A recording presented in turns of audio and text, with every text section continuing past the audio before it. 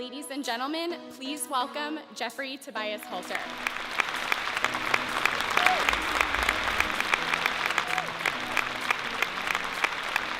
Shoes, women's shoes.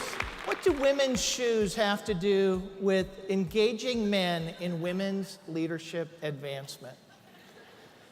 Believe it or not, they're a great conversation starter. First, they represent discomfort.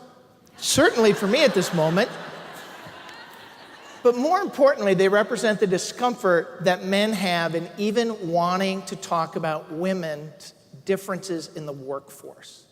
Men are scared to death we will say or do the wrong thing, and we can have very long, fruitful careers without ever talking about gender differences. Second, they represent the different experiences men and women are having in the workforce. Long before Dancing with the Stars, there's Fred Astaire and Ginger Rogers. And Ginger was asked about dancing with Fred, and she said, Fred's an amazing dancer, but a woman is expected to do everything a man does flawlessly while dancing backwards wearing high heels. And I think this is a great visual aid about the fact that men and women are having different experiences in the workplace, and no one is choosing to talk about them. They also are a complete violation of the man code. And yes, the man code does exist. And the man code says, avoid all things feminine. Feminine is soft, feminine is weak, and those things have no place in business. I have to tell you, if men had to wear these just 5 minutes a day, it would change things in the workplace. They also represent the current state of women in this country. If we look at 20 pairs of shoes representing the executive ranks of the Fortune 500, 17 pairs still belong to men. Only 3 pairs belong to women. And that number is largely unchanged for the last 10 years. We think we have made progress in this country, when in fact in big business, we haven't. And when you look at CEOs, that number actually drops to just 5% or 1 pair. In fact, Americans were asked, and 1 in 4 Americans said we will colonize Mars before half of the Fortune 500 CEOs will be women. And so it's about time. It's about time we have a new conversation. It's about time we stop asking women to lean in and we start asking men to stand up.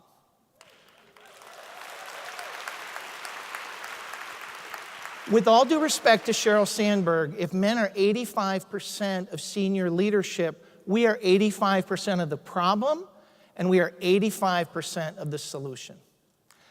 And so what I want to do today is talk to you about going back to your organization, because I don't have 1,200 men sitting here, so you have to take this message back. And you have to engage men in a comfortable conversation around gender differences and how it impacts women. So I'm going to start by getting comfortable.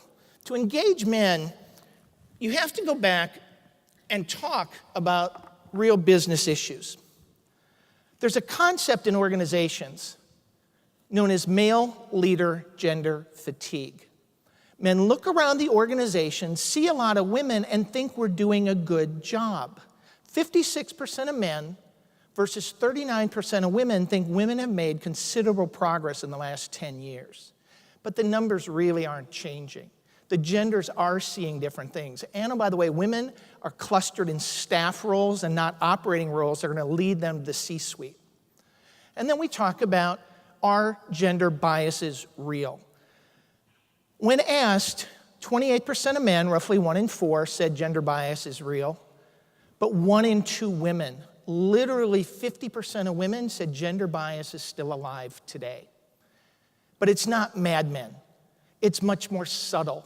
It's less overt. And so we have to go back and talk about these dynamics. Because anytime you add women to the mix, you get unparalleled business results. Just adding more women to a board of directors generates 53% higher return on equity, 42% higher return on sales, 66% higher return on invested capital. adding women to the mix makes business sense. So how do we operationalize this in our companies? What does it look like? Men want to hear about two things, revenue and talent. Well, from a revenue standpoint, women are the economy of the United States. $7 trillion, larger than the economy of India and China combined. Women buy or influence, influencing being a key word, literally every category of goods and service out there. Health and medical services, not just for herself, but for her family, and oftentimes for her parents. Houses, this is an interesting one. This is the influence role. Women influence 91% of home purchases. Men, do you think you really had a say about anything about that house? You got your garage, you got your man cave, maybe you got a room of your own, but no, women's influence goes far beyond her purchasing power. Same thing is true in cars. Women influence 70% of car purchases. Now this one to me is mind-boggling because Mary Barra has been CEO of GM for almost 5 years. And yet in 120 years, car manufacturers have not figured out what to do with a woman's purse, other than put it on the passenger side seat. And you know what happens, you hit the brake and your entire world goes flying out in front of you. So ladies, if you're gonna do something, start writing Detroit about fixing their cars. The next one is do-it-yourself home improvement projects. I want you to think about Lowe's and Home Depot. Men are not sitting around on the weekend going, oh my God, that bathroom is hideous. God, we gotta paint that foyer. No, you get us up and moving. 83% of all consumer purchases made in this country are by women. In fact, women buy more men's underwear than men do. Think about that one for a minute. And then there is a war for talent. The war for talent is real. 10,000 boomers a day, largely old white men like myself, are leaving the workforce. We started in 2008, and we're gonna leave the workforce 10,000 a day every day for the next 10 years until we're gone. And new entries into the workforce look significantly different than our leadership teams today. 85% of new entries into the workforce are women and minorities. And so change is coming. Additionally, if we need a bright, knowledge-based workforce, chances are it's women. Women are getting 60% of the master's degrees and 58% of the bachelor's degrees. So if you're a knowledge-based company, you have to invest in women. And so once you have your business case, how do you go back and start to engage men? Because it's about time we stand up. And so I want you to go back and I want you to ask the men in your organization to do 4 things. The first one is listen. Seek to understand. Men and women are having different experiences in the workplace. Ask a man you know to take a female colleague to lunch and ask a simple question. Tell me about your experience working here. And by the way, she's not going to say anything in the first 10 minutes. You see, what men don't understand is women don't want to be the flag bearer for all things women in their company. Ask again, what don't I know? And then ask a third time. And in that last 10 minutes, you're going to hear root cause issues in your organization that you had no idea existed. Listen first. Then learn. Deepen your knowledge. Men and women are different. Did you know women are much more successful in sales? Because they can read nonverbals that men can't. And so if you don't have women in your sales force, what are you missing?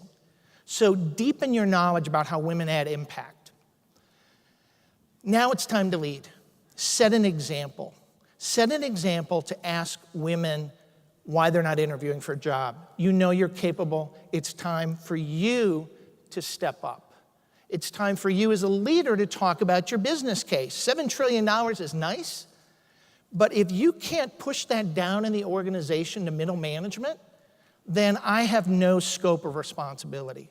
So you've got to give it to me on terms that I can understand. That's what leadership looks like. But even leadership isn't enough to drive change. What it takes is having the will. And having the will means asking tough questions. This is what leaders do. Let's take one example, the pay equity gap in this country. Does it exist? Does it not exist? As I consult with Fortune 500 companies, they say, Jeff, prove to me the wage gap exists. And I tell them I can't. I don't have access to your numbers.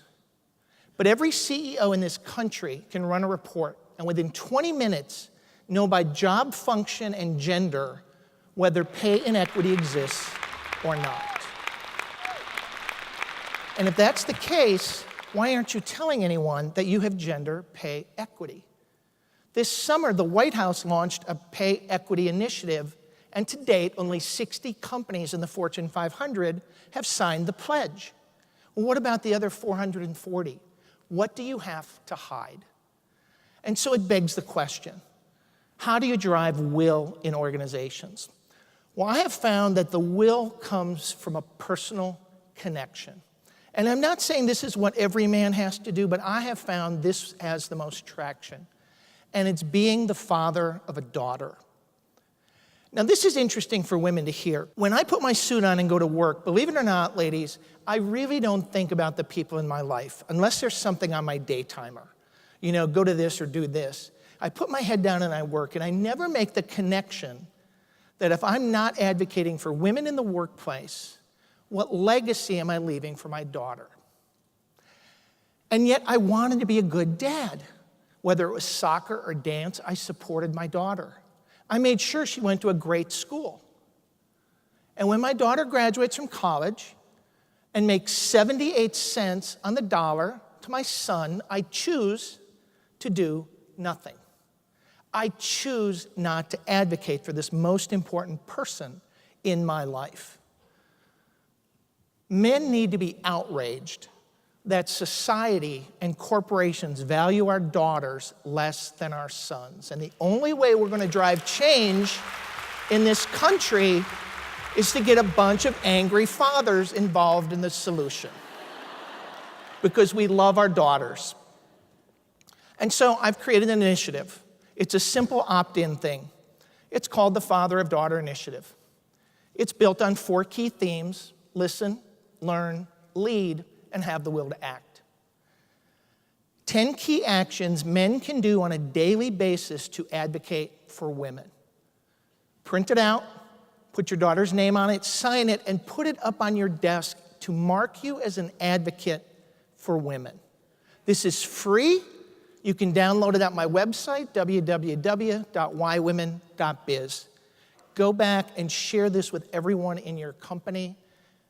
Begin to have a dialogue, because the only way we're going to drive change is through active male engagement. You know, it's about time. It's about time for men to stand up. And when you go back, I want you to think about shoes. Not size 14 red pumps, but I want you to think and remind men about that first pair of shoes and all the dreams we had for our daughters. Because by reminding them about their responsibility, we can drive systemic change in America today for our daughters. So thank you very much.